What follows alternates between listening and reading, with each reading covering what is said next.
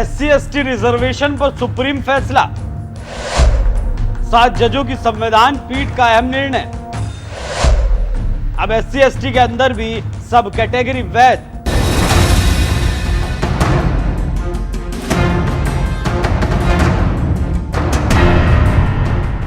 नमस्कार, मैं हूं आपके साथ अभिषेक पुंडी। सुप्रीम कोर्ट आरक्षण को लेकर सख्त हो गया है। गुरुवार को सुप्रीम कोर्ट ने एक अहम फैसला सुनाते हुए सुप्रीम कोर्ट की 7 जजों वाली पीठ ने 6-1 के बहुमत से फैसला दिया आरक्षण पर और यह साफ कर दिया कि प्रदेशों में कोटे के अंदर कोटा देकर आरक्षण दिया जा सकता है। इसके लिए राज्यों को अधिकार है। सुप्रीम कोर्ट ने 2004 में दिए गए अपने ही फैसले को पलटते हुए ये अहम फैसला सुनाया। बता दें कि सुप्रीम कोर्ट के मुख्य न्यायाधीश DY Chandrachud, justice BR Gavai, justice Vikramnath, justice Bela M Trivedi, justice Pankaj Mittal, justice Manoj Mishra और जस्टिस सतीश चंद्र शर्मा की बेंच ने यह फैसला सुनाया। सुप्रीम कोर्ट ने कहा कि हाशिए पर पड़े लोगों के लिए अलग से कोटा देना जायज है। SC/ST को सब कैटेगरी में बांटा जा सकता है। पीठ में बैठे 6 जजों ने इस पर सहमति जताई। बस जस्टिस बेला त्रिवेदी ने इस पर सहमति नहीं जताई।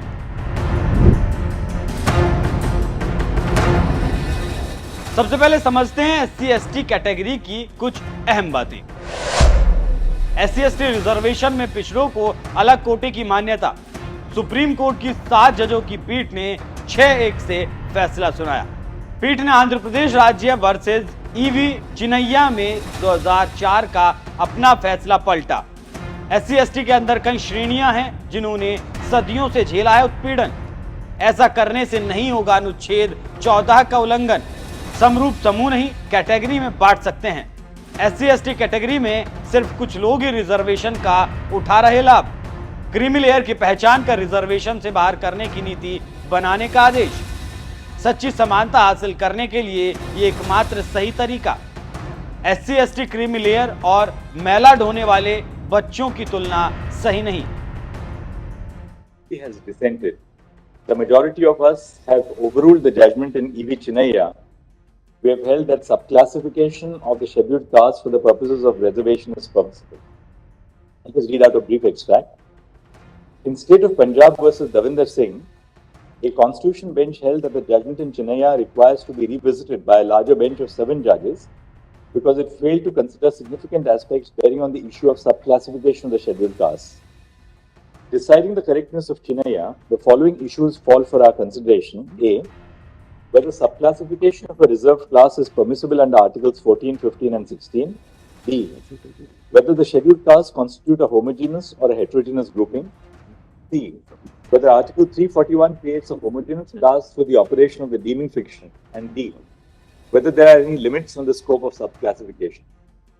The Constitution's 77th Amendment Act 1995 included Article 16(4)(a), enabling the state to provide reservations for the scheduled castes and scheduled tribes in promotion. The Constitution 82nd Amendment Act 2000 added the provision. वहीं अब इस पूरे मामले को राजनीतिक चश्मे से भी देखा जा रहा है। अलग अलग नेता इस फैसले को अपनी तरीके से देख रहे हैं और इस पर टिप्पणी भी कर रहे हैं। पूर्व उपराष्ट्रपति M वेंकैया नायडू कहते हैं, सर्वोच्च न्यायालय ने अनुसूचित जाति के उपवर्गीकरण की राज्य सरकारों की शक्ति को बरकरार रखा है। इसमें वास्तविक सामाजिक न्याय मिलेगा और उनकी देखभाल का मार्ग प्रशस्त होगा। दबे हुए लोग ये किसी भी समुदाय के खिलाफ नहीं है। आखिरकार ये वास्तविक सामाजिक न्याय के लिए एक अनुपातित आरक्षण प्रशस्त मार्ग है। The Supreme Court has upheld the subcategorization of scheduled caste and the power of the state governments to take up subcategorization. This will lead to the real social justice and will pave way for taking care of the suppressed people. This is not against any community. It is, after all, a proportionate reservation. paving way for the real social justice.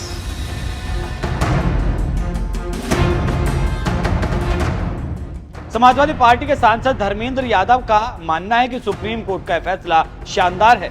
बहुत शानदार फैसला है और हम समाजवादी लोग आज से नहीं 60 के दशक से इन बातों की मांग कर रहे थे और उस पर माननीय न्यायालय ने आज मोहर लगाकर ये बात साबित होती है कि समाजवादियों की जो मांग थी बहुत जायज मांग थी, न्याय संगत मांग थी। जरूरतमंदों के लिए हम लोग लगातार संघर्ष कर रहे थे और मैं सोचता हूँ माननीय न्यायालय के फैसले के बाद तो सरकार को अपनी नीति में, अपनी नियत में बदलाव करना चाहिए। कैसे तय होगा कि ये आरक्षण किसको मिले और किसको ना मिले? क्या कोई नई चीज है? क्या पहले से तय नहीं है? क्या कोई नई चीज नहीं है, पहले से तय है। मंडल आयोग डिफाइंड है, संविधान में डिफाइंड है, कोई नई चीज नहीं। माननीय न्यायालय ने उस बात पे मोहर लगाई है और माननीय न्यायालय का अभी पूरा फैसला नहीं देखा। कहीं न कहीं इस बात का जिक्र जरूर आया होगा कि आखिर इतने सालों से आरक्षण होने के बाद भी भागीदारी क्यों नहीं मिल पाई।